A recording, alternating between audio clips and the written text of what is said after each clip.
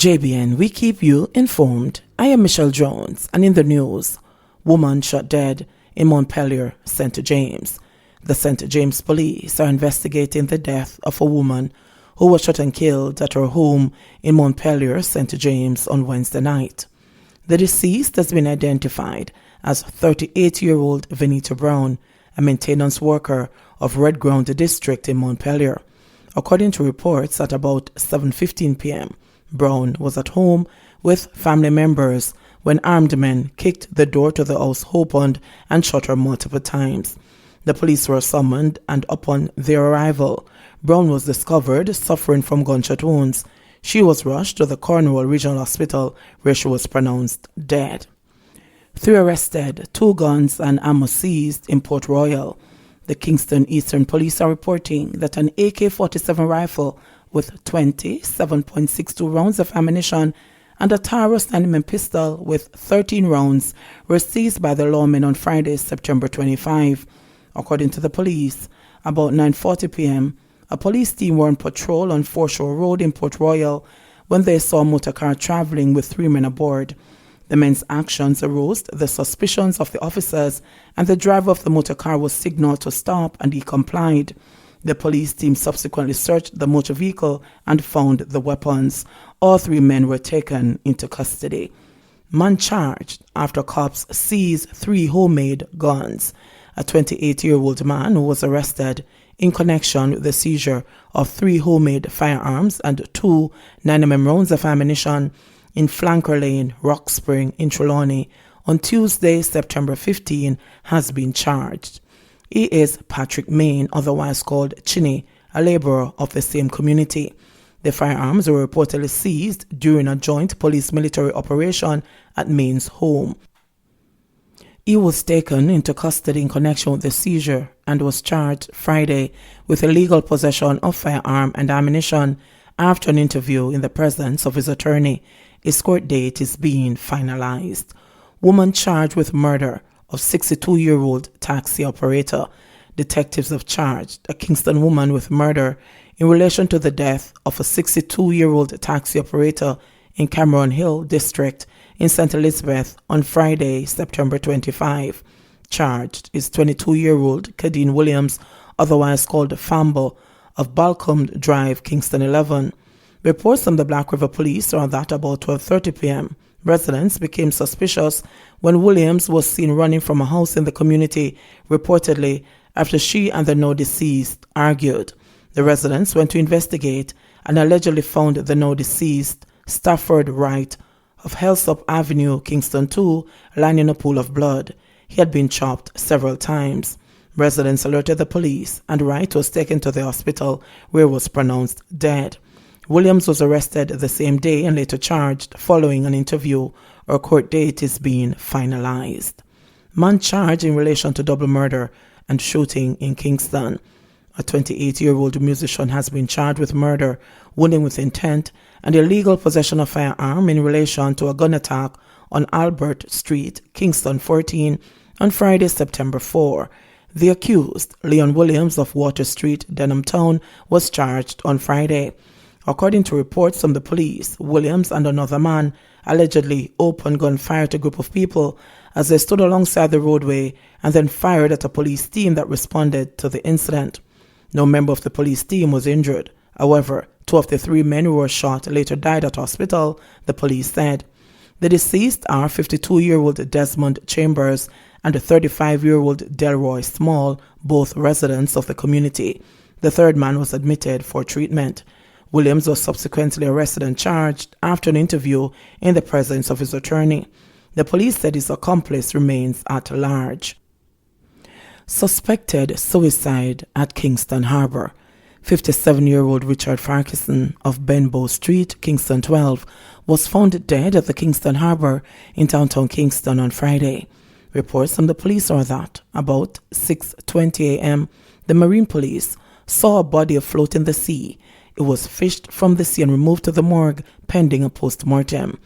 The body was later identified as Farquharson. Investigators suspect that his death may be a case of suicide. Investigations continue. Shooting causes NWC to abort work at Portmore Treatment Plant.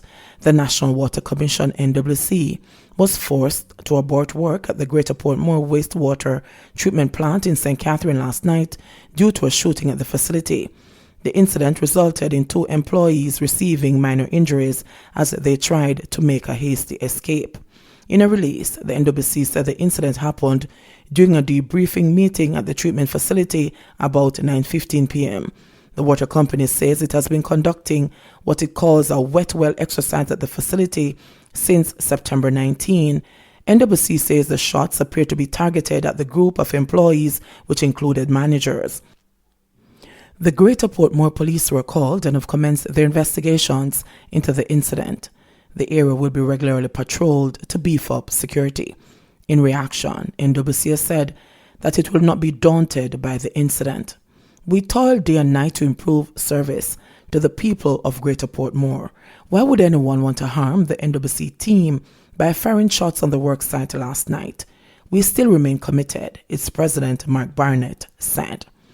PM reassures security forces of full support of government. Prime Minister Andrew Holness is expressing deep sadness at the killing of 27-year-old police constable Kemore Francis, who was shot while patrolling on Pretoria Road in the Maxwell Avenue area on Friday night.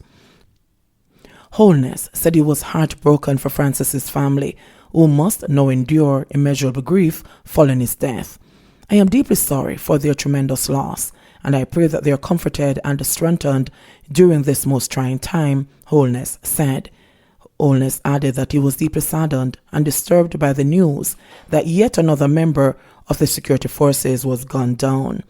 The killing of members of our security forces represents an attack on the Jamaican state. This series of attacks on the security forces cannot be treated as coincidental. The Jamaican state must speak with one voice against this emerging trend where criminals are emboldened to target our security forces. It is not merely a matter of condemning these killings. The entire society, its institutions, and its leaders must clearly stand against criminals and not empower criminals by their pronouncements and actions. When the society is ambivalent in its pronouncements and actions, criminals interpret this as weaknesses and increase their level and intensity of crime and disorder. Holness said the government will continue to build a national consensus on crime fighting involving all stakeholders. However, the country and indeed the brave men and women of the security forces can rest assured that the government I lead will not sit by helplessly while criminals are emboldened to challenge the state and endanger the lives of law-abiding citizens, he added. New Zealand High Commission injects $2 million in farming communities. 43 farmers from the parishes of St. Elizabeth and Manchester now have much needed farming equipment and supplies to counter the losses they experienced as a result of the COVID-19 pandemic.